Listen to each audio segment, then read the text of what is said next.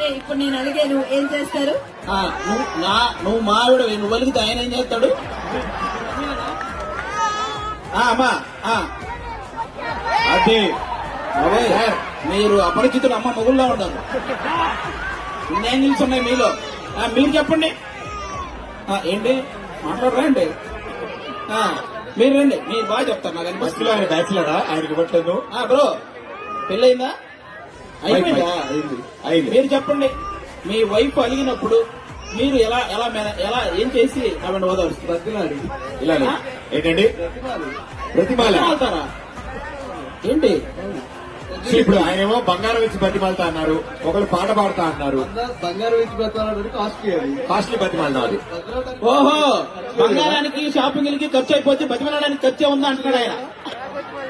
Super super అండి, మీరు మంచి ట్రిక్ ఏమేది. అదేదో మనతో అందరికి అర్థమయ్యేలా చెప్తే. ఎప్పుడైనా ఇలా బ్రతిమలాడావా? బతిమలు ఆడాలనిపించాలి. అలా ఉన్నావా నువ్వు?